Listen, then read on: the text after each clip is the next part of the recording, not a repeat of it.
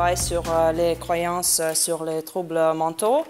Je vais vous présenter un des projets de ma thèse qui est sur les croyances sur les vrais soi et troubles mentaux, les variations de la perception et de la stigmatisation, que je fais au sein de l'Institut Jean Nicot, qui est fait partie des départements d'études cognitives à l'ENS-PSL.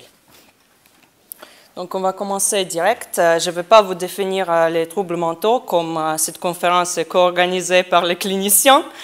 Et je crois que aussi, nous tous, on a les intuitions de ce qui sont les troubles mentaux. Je veux juste dire pourquoi c'est important d'étudier les croyances sur les troubles mentaux. Et je vais évoquer un peu des statistiques. Près d'un jeune sur 5 en Europe souffrent d'un trouble mental. Et si on parle des adultes, c'est presque un adulte de 6 à souffrir d'un trouble mental au cours des 12 derniers mois. Et 29,2% en ont souffert au cours de leur vie. Donc, évidemment, c'est prévalent, c'est dans la société, et c'est pour ça qu'on est là pour étudier les croyances naïves sur les troubles mentaux. Donc, malgré cette prévalence, il y a aussi l'autre niveau de stigmatisation de ces troubles en particulier. Et il y a des études qui montrent qu'en vrai, les troubles mentaux et les troubles du comportement sont moins acceptés et plus stigmatisés dans la société que les troubles physiques ou les troubles sensoriels. C'est ça qui nous intéresse. On se pose question pourquoi. Et deuxième chose, il n'y a pas beaucoup d'études sur cela, mais ce qu'on a trouvé, qu'il existe aussi les différences significatives dans ce niveau d'acceptabilité des différents types de troubles mentaux et de troubles de comportement. Et ce que les études ont montré, que la schizophrénie et les troubles liés à l'utilisation des substances, ils ont les taux d'acceptation sociale les plus faibles. Ça nous apporte aux questions comment nous percevons différents troubles mentaux comme public général. Et je sais, il y a beaucoup de cliniciens entre nous, donc désolé pour ça. Mais c'est qu'on hypothèse qu'il y a vraiment cette tendance d'avoir les croyances naïves, les croyances intuitives sur les troubles mentaux, qui on peut bien illustrer par notre perception de certains personnages de fiction. Et dans les diapositives suivantes, je vais vous montrer quelques personnages de fiction, probablement connus par vous, et vous devrez penser à quel trouble mental possiblement aurait ces personnages en commun. Pensez de ça dans vos têtes. Donc, les premières, probablement la dépression que vous avez pensé. Les deuxièmes, peut-être un peu moins intuitifs. Pour les connaisseurs, un peu. La schizophrénie. Donc, on voit qu'il y a cette valence de perception qu'on apporte aux différents troubles mentaux. Et on s'intéresse aussi pourquoi on perçoit certains troubles mentaux au niveau différent que les autres. Et ici, de l'autre côté des sciences cognitives, entre les domaines de philosophie et psychologie sociale, il existe la littérature sur croyances sur les vrais soi.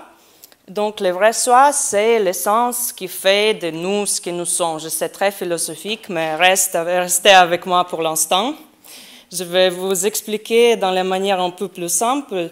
Donc, plus simplement, le vrai soi peut être défini comme être trouvé, montré soi-même ou montrer qui l'on vraiment. L'exemple de ça peut être que d'habitude, vous êtes une personne qui toujours prépare les diapositives en avance et tout le temps vous faites ça, tout le monde sait ça. Et une fois pour RGC, vous en avez fait un dernier moment. Mais tous les gens, ils connaissent que ce n'est pas vous vraiment, car vous, d'habitude, vous envoyez tout du mois en avance. Donc, ils se disent, ah oui, c'est pas lui ou c'est pas elle, c'est pas son vrai soi. Et c'est ça la définition de vrai soi. Donc, pour résumer un peu, ces croyances par le grand public très souvent sont attribuées aux différents traits de personnalité. Donc, ça peut être la confiance en soi. Ça aussi peut être les souvenirs, comme les moments passés avec les amis d'enfance. Ça peut être aussi les comportements constants, c'est-à-dire si quelqu'un fait les gestes similaires tout le temps, tu peux dire « ah oui, c'est lui ». Donc, vous voyez que c'est assez vague. Donc, on s'intéresse aussi, mais pourquoi étudier des croyances sur les vrais soi, aussi dans les contextes des troubles mentaux? La réponse simple, c'est pour comprendre mieux comment les individus perçoivent et jugent les autres. Et la réponse plus élaborée, c'est qu'entre tout, les croyances en vrai soi, ils influencent notre perception de cohérence comportementale, comme dans l'exemple que je viens de vous montrer avec les présentations. Donc, on a les comportements qu'on perçoit comme cohérents, et ici, on a l'intrus, et on comprend que vraiment, ce n'est pas le vrai soi de cette personne. Et aussi, il y a l'attribution des intentions qui est aussi liée à cohérence comportementale. Donc, c'est-à-dire que si les personnes perçoivent quelque chose comme la partie de vrai soi, ils disent que c'est plutôt, ce sont les comportements intentionnels versus si ils attribuent les comportements pas vrai soi, on peut dire aussi faux soi. Donc, en anglais, ça correspond à true self, false self. Oui, qu'il n'y a pas beaucoup de littérature en français et les gens se débattent sur les traductions. Et moi, ce n'est pas la meilleure personne de demander. Ouais, donc, ces intentions sont aussi liées avec cette cohérence. Et on se pose question si les troubles mentaux, comme on tout connaît, ils influencent les comportements et les états mentaux des gens. Comment le public général perçoit ces troubles mentaux au niveau des vrais soi. Et ça nous apporte à nos questions de recherche. Oh, ça a bougé, désolé. Donc, la première, on a fait la recherche très exploratoire. Et la première question, c'était dans quelle mesure les participants jugent différents troubles mentaux comme étant un reflet de vrai soi.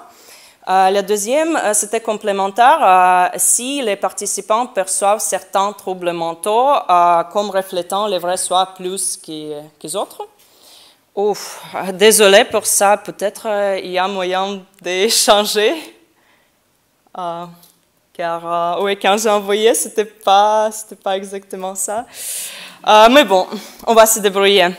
Donc, la troisième question, il y a beaucoup de textes moches, mais en vrai, il y a aussi beaucoup de facteurs qu'on s'était intéressés. On s'était intéressé s'il y a les autres facteurs qui sont liés avec la perception des vrais soi et troubles mentaux. Et c'était notamment la familiarité.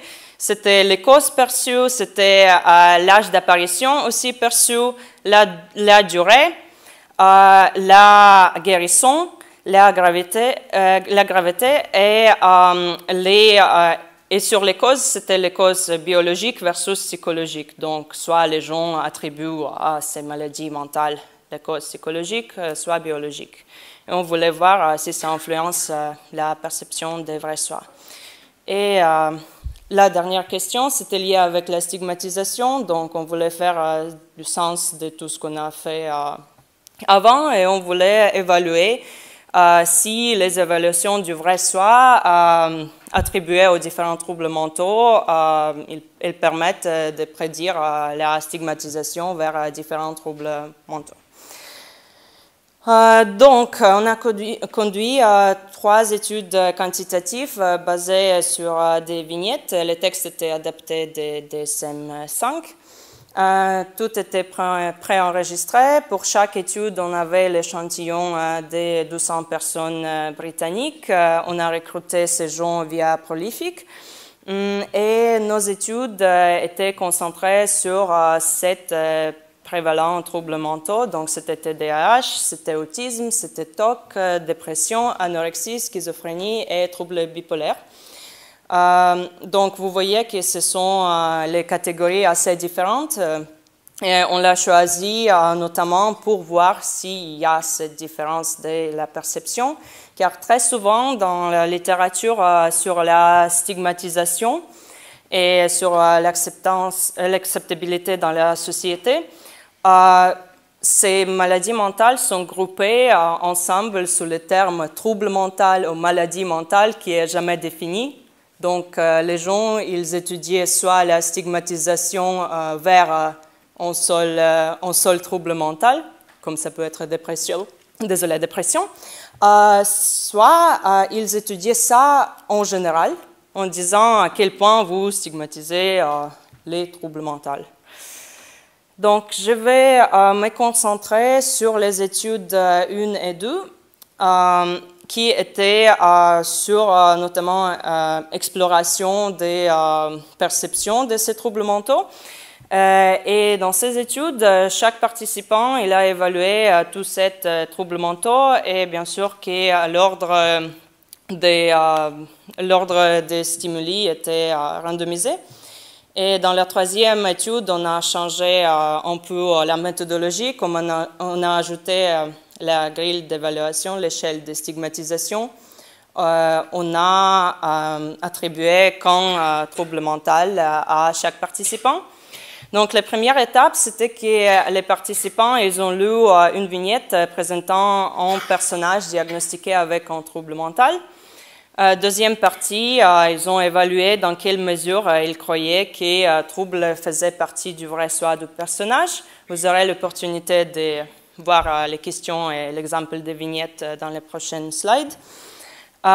Et troisième étape, c'est les participants, ils ont évalué la familiarité, les causes perçues, l'âge d'apparition, la durée et tous les autres facteurs, car on était vraiment intéressé si, par exemple, ces croyances en vrai soi sont influencées par la familiarité, c'est-à-dire si les gens ils ont plus de connaissances d'un trouble mental, s'ils pensent que c'est plus lié avec le vrai soi.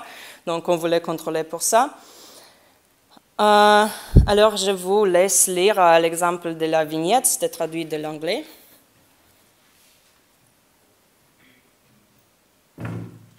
Je crois que c'est bon. Donc, on a contrôlé pour la longueur des textes aussi. Et oui, c'était adapté des DSM. Et dans la première étude, on a posé la question sur les vrais soi des littératures. Donc, on a utilisé aussi les sliders de 0 à 5, où 0, c'était pas du tout vrai soi, et 100, c'était absolument vrai soi. Et dans la première étude, on s'est concentré sur les symptômes. Donc, on a posé la question à quel point vous pensez que ces symptômes sont partie des vrais soi des personnages. Et dans la deuxième étude, on a posé vraiment la question directe sur maladie mentale, car après la première étude, on s'est dit que peut-être les gens perçoivent les symptômes comme les vrais soi, mais en vrai, ils ne perçoivent pas les maladies directement comme les vrais soi.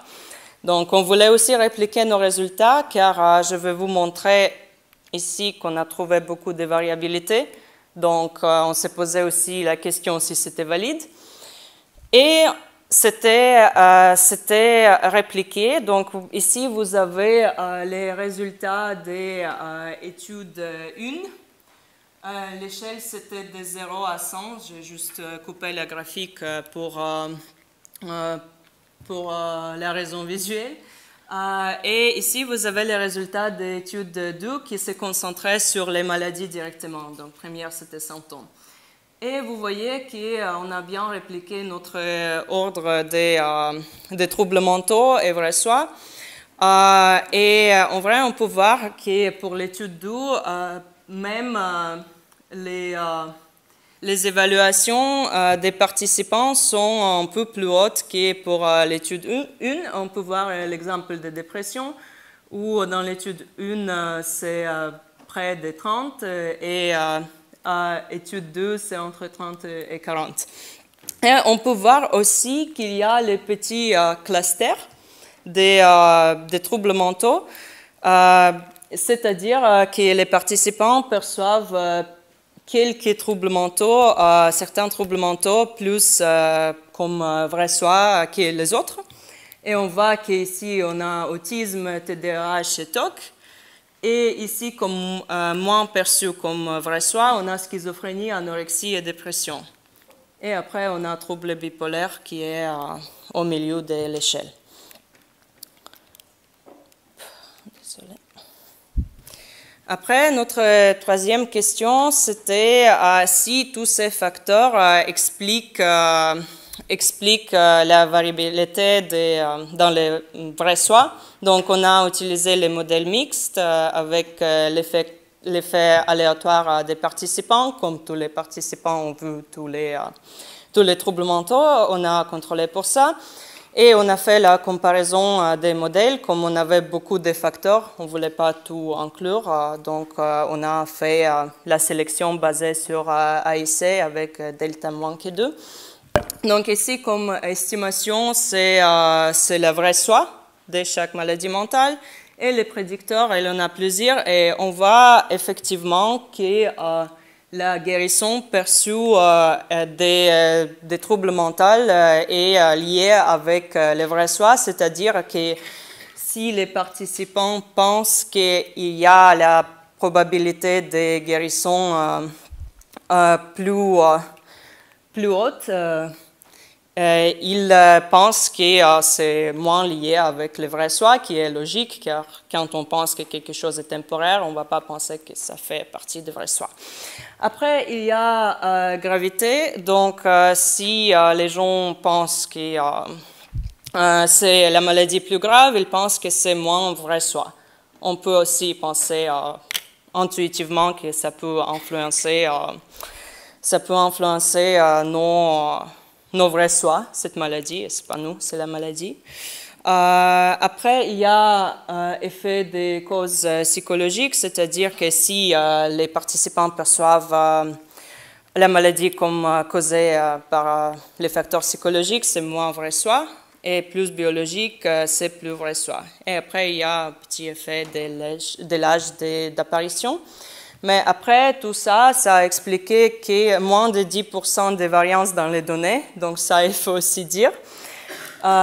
Après, sur la stigmatisation, donc on était intéressé si les évaluations du vrai soi attribuées aux troubles mentaux permettent de prédire la stigmatisation. Et la réponse rapide, ce sera non, malheureusement. Oui, on croyait que ce sera différent, mais en vrai, je vais vous montrer, c'est anti-trend. On voit qu'avec autisme et TDAH et avec schizophrénie, ça marche bien, mais avec les autres, c'est un peu chaos. Donc, on se pose la question si les autres facteurs sont liés avec la stigmatisation, et on a trouvé les effets, mais aussi ça explique moins de 10% de variance dans la stigmatisation. Mais on a aussi ici la guérison, la gravité, cause biologique et âge d'apparition, c'est-à-dire que si les gens perçoivent quelque chose comme ayant l'autre probabilité de guérison, c'est plus stigmatisé. Si c'est plus grave, c'est plus stigmatisé. Si c'est plus biologique, c'est plus stigmatisé. Et si ça apparaît plus tard dans la vie, c'est plus stigmatisé.